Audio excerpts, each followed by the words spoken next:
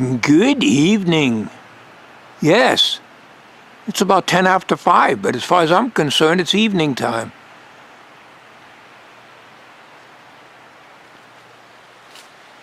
Let's go in the shop. Yeah, I know you can't see the shop, but you can see the little vent up there. So there's light on.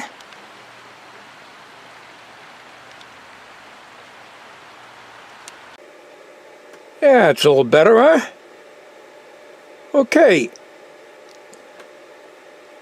I got my $3 tablet here. This is the one I was mentioning on one of my other videos. It's on charge right now. I had a struggle with it. I figured I'd take my email and password and see if I can create the Google account through that, because from what I've been reading, that's what you're supposed to do. The same email that Verizon put on our smartphones, on my smartphone anyways, and so I attempted to log in, and of course I couldn't. It was invalid password. Kept doing it over and over. Said, the hell with it. So you cannot get on Google Play to get apps, but this is a version 5 lollipop anyways, and it's for the PDF files. That's what it's for. So okay, so I couldn't get Google Play to work because I couldn't log in. So Google Drive and all that stuff. So I started taking out the apps or disabling them, and I got a little warning saying other apps may not work perfectly. Well, I removed about 5 or 6 apps out of it because I don't use it. I try to take out the Gmail because I don't use that anyways, because I cannot create one on the tablet. I have one on the phone, but I don't use it on the phone. I use it on the desktop, and it's completely different. It's SBC Global on the desktop. Anyways, that's not what this video is about. But before we get into what this video is about, it got so that the PDF files, after I deleted the apps out of here, you learn something new every day, at least I do, the PDFs wouldn't open. All the PDFs of my tube manuals, schematics, service manuals, whatever, they were in there, but they wouldn't open. I said, great. So what I did is I did a factory restore, and I had to put them all back in. So what I got in there now, it's not on the Wi-Fi. There's no point in putting that on Wi-Fi. So I got all the apps back that it came with, and I put my PDFs in. Everything's fine. So that's basically what it is anyways. Okay? So it's, like I say, it's charging right now. So I want to show you something that I haven't used since the 1980s. Shortly after I met my wife. And we're going to show it to you. I want to get this off the table right now. I'll be right with you. I have on the bench a scanner that I bought in the 80s. It's an AOR AR1000 XLT, 1,000 channel scanner. I put some batteries in it. They're not new batteries. I have to get some for AA's. And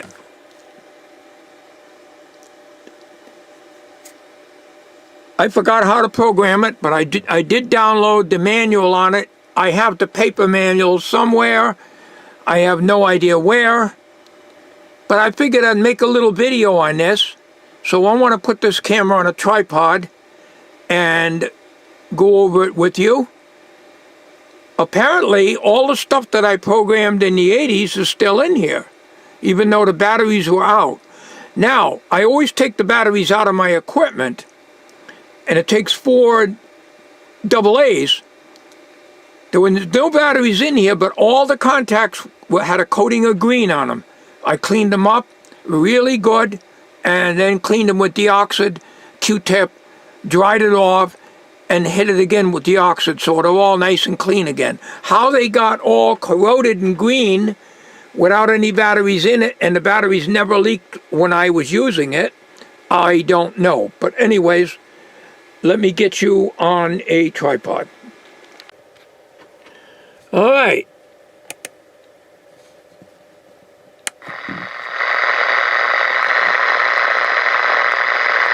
Now what I got is, I got the squelch open here. Well, this is the original antenna that came with it. I looked at the book briefly, and it's how I ever programmed it, I don't know, but I doubt I could do it again. But I was better at things because I had good, excellent eyesight back in the 80s and 90s and even into the 2000s, early 2000. But I wanted to bring this out because this, except for this little dark area here, I see that on some LCD screens from time to time. That probably means that the screen is going to hell. It's always been taken good care of. It's been left in it's in a nice soft case. It was in it got moved out to the shop here years ago. So we'll leave the squelch open here.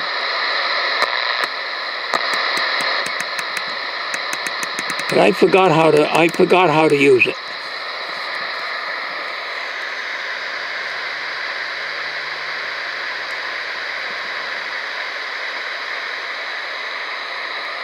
And mainly I was looking to see, this will do aircraft. This here, at the time I had it in the 80s, you could pick up cell phone and everything on it. Of course, now you can't. Everything's digitized and, you know.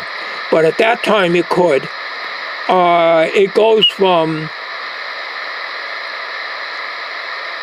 550 kc to 1.5 gigs. No, 1.2 gigs, I guess. Something like that, anyways.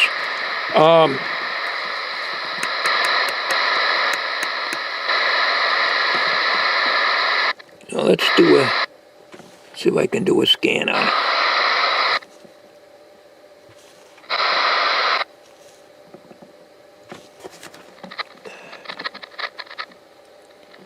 $49.77. That's the old baby monitor frequencies and cordless phone frequencies I used to listen to. This is all analog, of course, and I got to keep hitting the scan again. I forgot how to use this. Once it stops, it don't continue.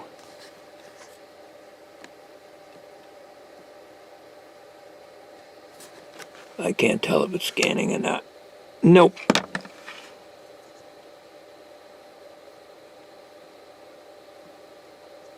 Now it's scanning.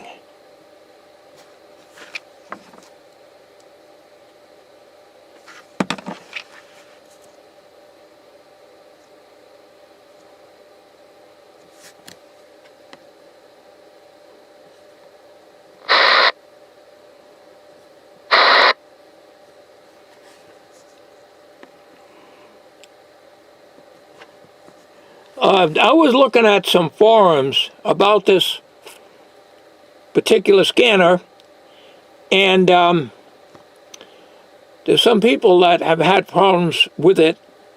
The keypads no longer function. This seems to be working good. And it also don't pick up anything. Now, I realize a lot of frequencies are digitized now, but the weather frequency should be able to work.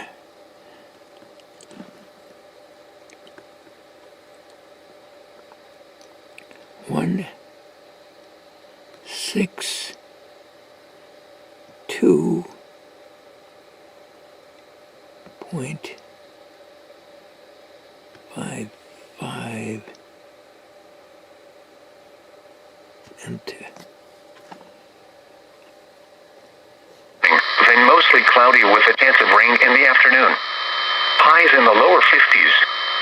Chance of rain 50%. Friday night, rain likely, mainly in the evening. Lows in the upper 30s. Chance of rain 70%.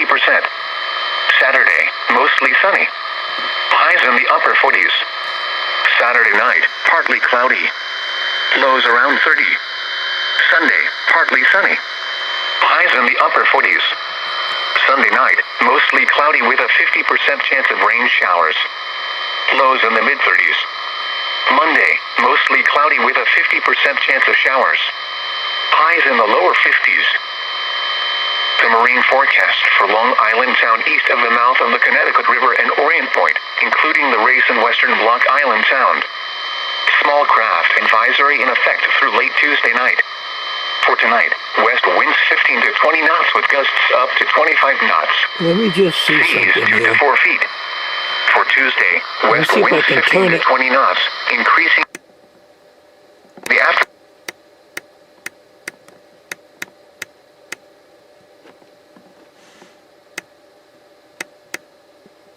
I have to look at magnifying glass. I can't tell what frequency that's in. 162.38.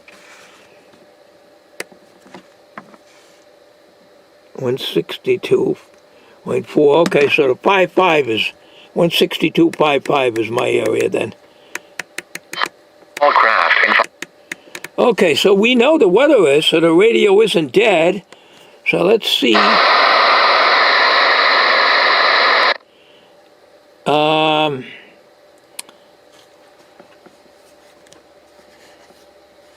Let's try FM here. Oh, it's really hard for me to see this. I think that I used to be able to program this without reading glasses. 1, 2, 3, 4, 5, 6, 7, 8, 9, 7.7000.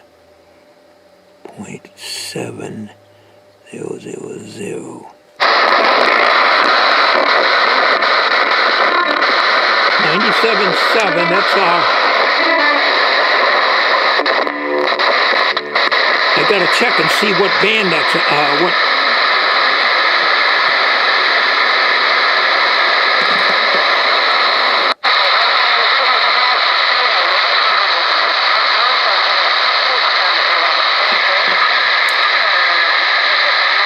It's AM, it's supposed to be FM.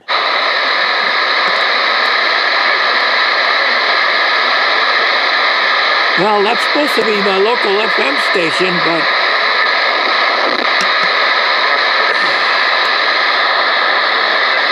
Light FM. It's a chord. There it is. Or taking in a snow day in a rugged CRV. Find your new Honda during Happy Honda Days. For a limited time, well-qualified buyers can get a 3.9% APR on a 2024 Honda Accord. That's our local pop country station. They haven't played country music in over 20 years on that station. All right, this is the aircraft band at 118 to I think it's 136. I haven't figured out how to scan. I used to be able to do it. How to scan from 118 to 136. I'm not really too near an airport at all. But all I get is a lot of noise in here. In the shop. And I'm just running on the whip antenna that's on the scanner. And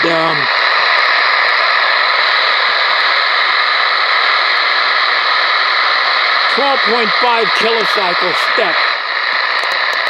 So it takes quite a while to get through, as you can see, by doing it manually with the control that's up on top here.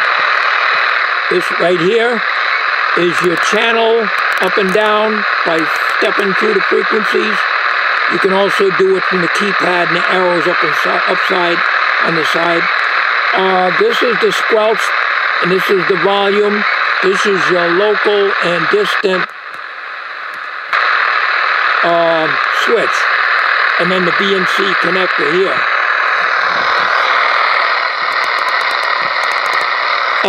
If I try to scan it, first of all, you got to turn the squelch off. You know, you got to put the squelch on, I should say, and push the scan. But if I push the scan, now I'm back on to 880 megacycles. So I haven't figured out how to use it yet.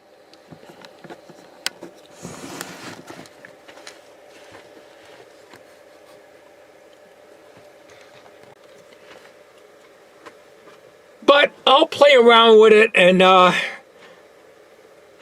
think I put the manual in the big tablet, the $3 tablet I showed you at the beginning of this video. So when I read that over and over about a dozen times, I may figure out how to use it. It's always worked good, but at the time I used it a lot when I was at my mother-in-law's house in Providence. And it's about the time we just got married, so we'd visit over there quite a bit, so I'd bring this and I'd play around with it, and you'd pick up a lot of things like cell phones, and I guess we got aircraft too, I don't know. At that time, I don't think I knew what the aircraft frequencies were, but I haven't had any luck trying to get aircraft, as you can see, because I'm not able to scan the aircraft band, because when I push scan, it goes into 880 megacycles instead of the 118 to 136 aircraft band. And I guess I'm not sure how to set the lower limit and the upper limit. I used to be able to do this almost blindfolded, because my first scanner that I ever had in the 70s was a Bearcat 210. You guys may remember those. The Bearcat 210 had a lot of birdies in it. In other words, duplicate frequencies all over the band. It wasn't really a good scanner. It picked up pretty good, but you also had a lot of birdies, which threw you off quite a bit. I didn't get that with this, but of course this has got a tiny little screen, and it becomes difficult for me to see. But anyways, I just figured I'd throw this video out to you. And let you know, I've just dug out some of my old stuff here. And I figured I'd give it a try, and I'll play around with it, give me something to do. Well, disregard that character you see on the screen right now.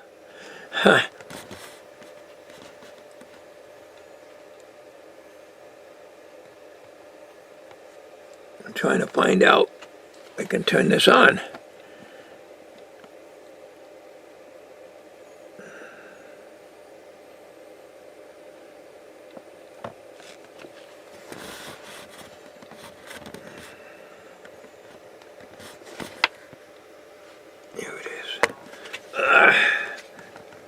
problem with this damn bench is so small, I can't get the camera back far enough. So, this is as far as I can go without falling off the edge of the bench with the mini tripod here. So, I'm still plugged in. All right.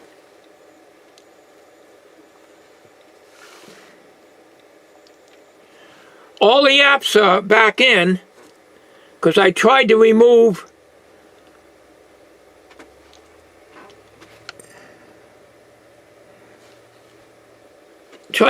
this one.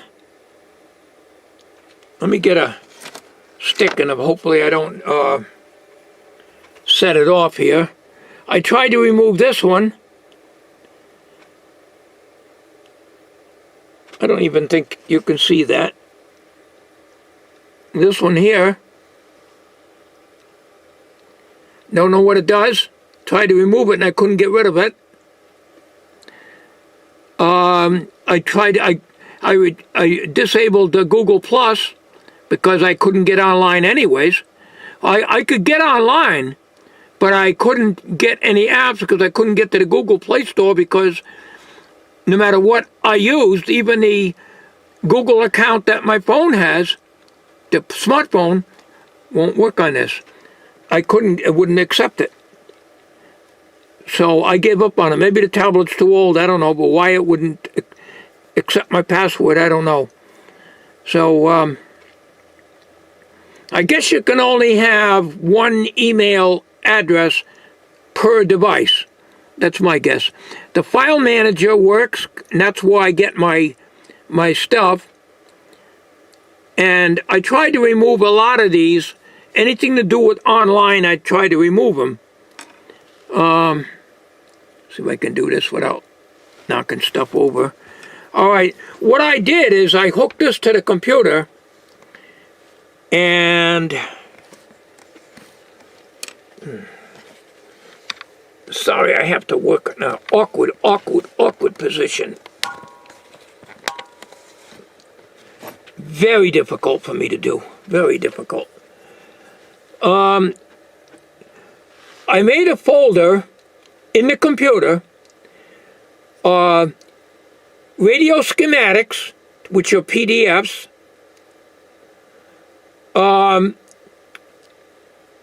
tube manuals, which are a folder called tube manuals, which are all on PDFs, and mixed PDFs, okay?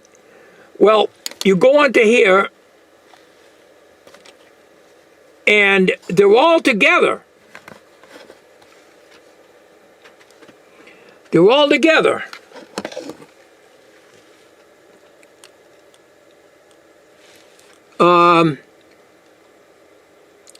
Sports Cam, one of my older ones.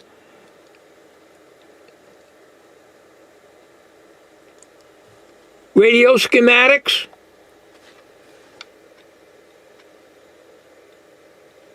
Most often needed radio schematics. 1940.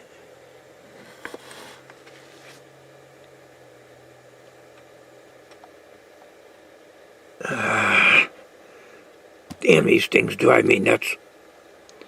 Okay? In other words, it don't show you the folder like if I want the radio schematics. It doesn't. It just takes all the PDFs and throws them all together. I made separate folders so that I wouldn't have to do that.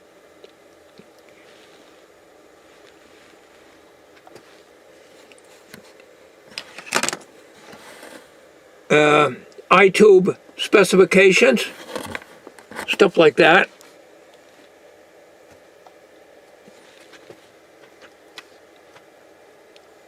So if I want the RCA tube manuals, I got to scroll all the way over here, all the way down.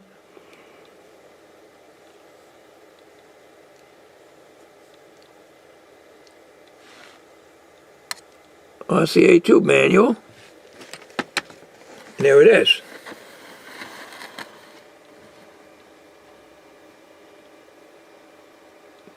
And what I like about it, of course, being on a tablet, or on a smartphone too for that matter, is you can blow them up. If I want to see that more, I can bring it up. See? As you well know. But for me, it's going to make it easier. It's just that it takes me longer to scroll through a tube manual.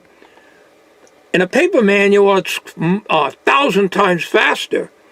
Here, you're looking for a certain tube, you got to scroll through the whole damn 9 yards, spend an hour.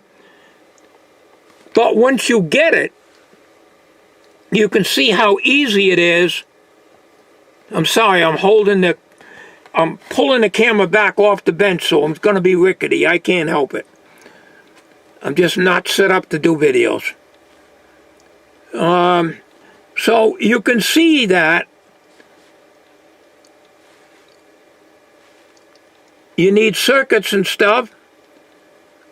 It's very good that way.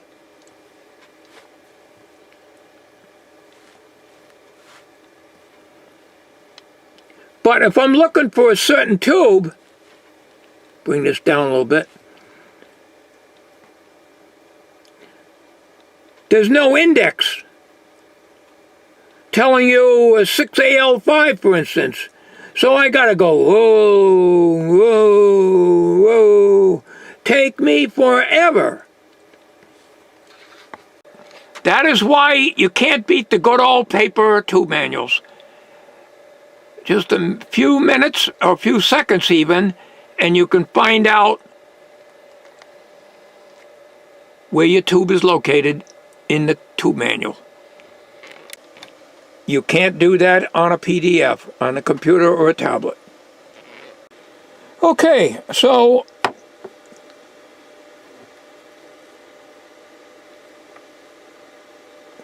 we're all charged up here. When I bought this for $3, it didn't come with a charger, so I had an XM radio. I used to be subscribed to it many years ago, back in the 90s. Cost too much, it's not worth it. There was Samsung, and I had to cut off the plug from another wall wart because this takes the real tiny, real small plug. Smaller than the XM radio had. It's a 5-volt, takes a standard 5-volt center pin positive. I mean, I could have bought on eBay a wall wart that would be for charging, but I have, when I junk anything, I save all wall warts, unless they're no good. These things are too small to repair. Capacitors go bad, I just throw them out. But I always cut the cords off of them because the cord and plug could fit another device. So this tablet's charged up for tonight. Well, anyways, this is the case for it. It's got a little light unpleasantries in there. It's like a dust fungi, I guess. And it was kept in this case here for many years. And I even put a note there in case I ever lost the adapter. So apparently this still works. So I'm lucky there. Every once in a while I'll find a piece of equipment or a radio or something that I left the batteries in. I try to take all my batteries out, but sometimes you forget. Okay, so that's all for today. I just figured I'd throw this out to you for what it's worth. Thanks for watching. Have a good day.